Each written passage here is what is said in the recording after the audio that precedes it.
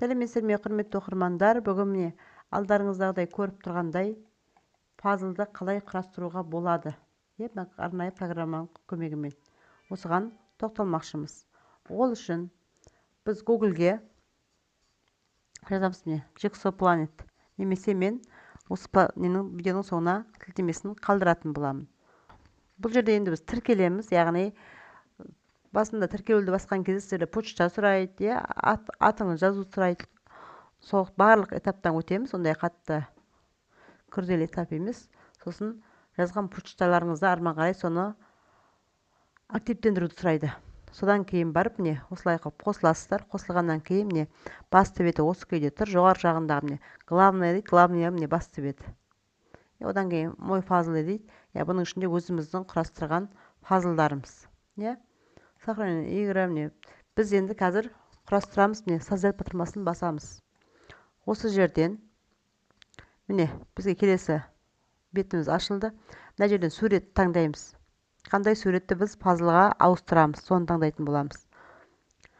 Олай болатын болса, мен мына жердегі мына суретті пазлға ауыстырамын. Таңдадым. Міне открыть. Енді названиеге мен тақырып жазамын. Мысалы негізгі құрылғылар.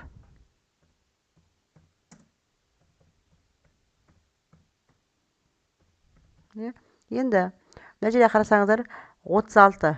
Менің суретті 36 бөлікке бөліп тастады. Маған олай қатты ұзақ бөлікке бөлудің қажеті жоқ. Және мына жерде бөліктердің де міне қарасаңыздар әртүрлі кескінде көрсетіп тұр. Мен мына кескінді таңдадым. Екінші тұрған тіктөрт бұрыш күйінде де міне мына күйде де бізге бөліп беріп тұр. Енді неше пазл? Азайтып былай қылсақ 16, 4, сәл ғана істеп не 9 дейді. 9 деген таңдадым. 9 бөлікке бөлдім, не таңдап алдым, арғай таңдадым. Мына жерден альбом дейді. Альбом деген бөлімнен изменить дегенді бастап, армаға енді менде қазір құрылып тұрған басқа компьютер дегеннен басқа папка жоқ. Сол себепте осының ішінде сақталып тұр. Арғай создать батырмасын басамын. Сол кезде міне біздің пазлымыз құрастырылды. Автомат түрде мына бетте шықты. Осы бетті үлкейтіп алып, арман қарай міне пазлымызды құрастыруымызға болады. Бұл құрастырылған, дайындаған пазлымыз сақталып тұрады өзіміздің кірген почтамыздың ішінде. Соның ішінен кіріп, кез келген уақытта мен бұл пазлды пайдалана аламын. Міне мынандай қылып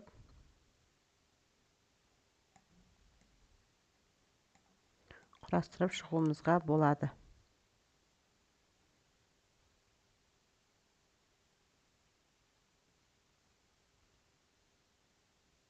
Міне мен пазлдың сәл-сәл төменге қарай қалып қойды. Міне бетіне қарай шығарып қоямын. Сізге көрнекті болады.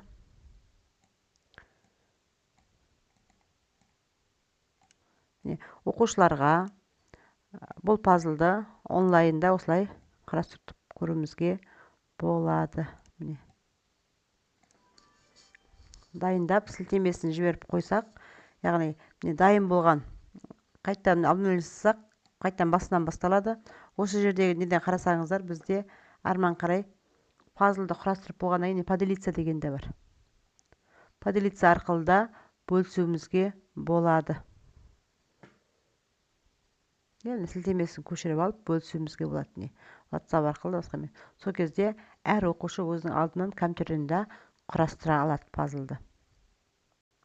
Енді құрастырған бұрын дайындап қойған пазлдарымыз қайда тұрады? Ол міне мой фазл дейтін ішінде тұрады. Осы мой фазл дейтін ішіне алып барып, создать альбом деп өзіміз нелерге бөліп сақтап қоюымызға болады. Мысалға мендегі бірінен ертегінің несі болсын, мысалы ертегі деп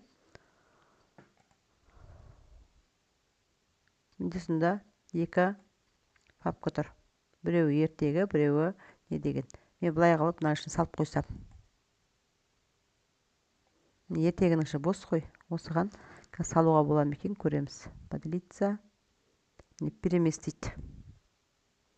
Переместить ертегінің ішіне. Ертегіні асқан кезде, міне ішінде мына фазл тұр. арман қарай компьютер ашқан кезде ішінде міне екеуі тұр. Сонда фазылдарымызды ойыстап бірнеше тақырыпқа бөліп құрып жинап қоюымызға болады.